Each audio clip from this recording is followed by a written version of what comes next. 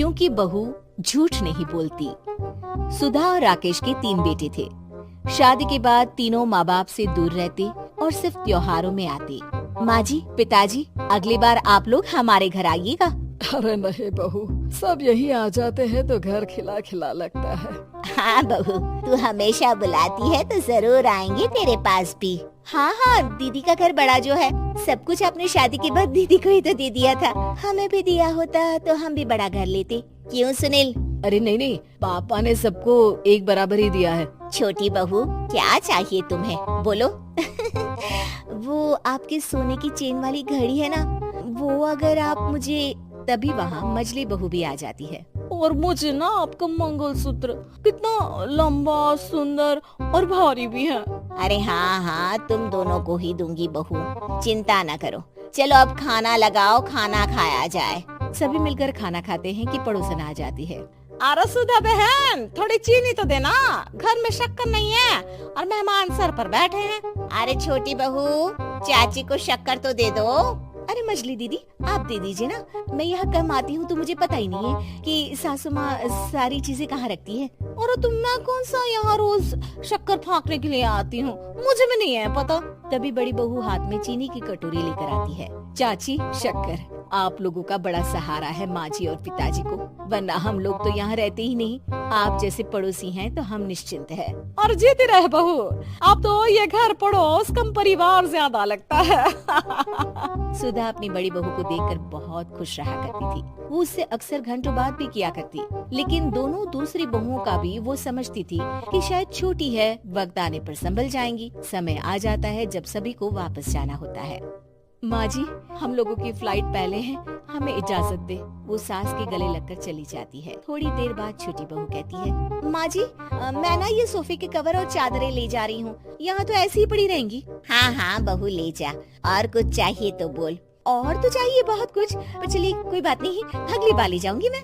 ऐसे ही मंजली बहू भी घर का बहुत सारा सामान ले जाती है। सभी के जाने के बाद सुधा राकेश से कहती है, घर कितना सूना लग रहा है ना। हाँ, और खाली भी। तुम्हारी दोनों बहुएं सब बटोर गई।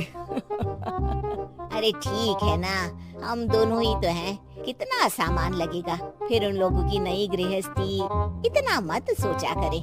समय बीतता है। ऐसे ही हर साल त्योहारों में सुधा और राकेश के बच्चों की बहू आते और जाते वक्त ढेर सारा सामान पैक कर कर ले जाती। लेकिन कुछ ही सालों में सुधा का देहांत हो जाता है।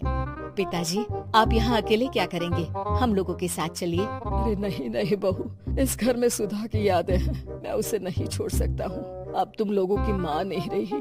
देख लो, वैसे तो मैंने उसके जीते जी सब कुछ दे दिया है, लेकिन कुछ उसका पर्सनल कीमती सामान था जो ये है, ले लो।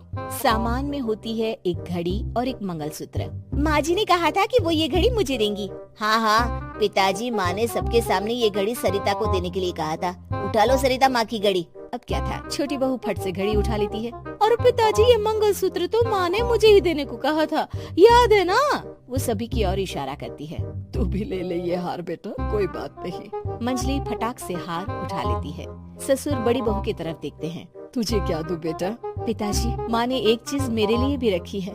सभी के कान खड़े हो जाते हैं कि आखिर सास ने क्या रखा होगा बड़ी के लिए। अरे माँ जी तो दीदी से प्यार भी ज्यादा ही करती थी, हमेशा उनसे बात किया करती। जरूर कोई बड़ी और अपनी प्रिय चीज दी होगी दीदी को। और देख लेते हैं ना, वरना तो हम भी बराबर का बंटवारा करेंगे। हाँ हाँ, कर लेना बंटवारा।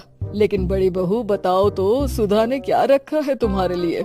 अभी तो हम लोग यही हैं पापा जी, जब जाने लगेंगे तो बता दूंगी। बड़ी बहू के मुंह से ये बात सुनकर बाकी दो बहुएं सोचने लगती हैं कि आखिर क्या है जो दीदी को सासू माँ देकर गई हैं। दीदी, ऐसा तो नहीं ना कि पूरे घर का आधा हिस्सा माँ बड़ी भाभी को देकर गई हो? तभी वहाँ ससुर आ जाते हैं। नहीं, ऐसा कुछ नहीं है। मकान तो तुम तीनों का बराबर से है। देखो, बड़ी बहू से तुम्हारी सास ज्यादा जुड़ी थी, न जाने क्यों घंटों बात किया करती थी। पता नहीं क्या देकर गई है उसे। और ससुर जी, आपको क्या पता, चालाकी से पूरे घर के पेपर में साइन करवा लिए हो, या फिर कोई छुपा गहना।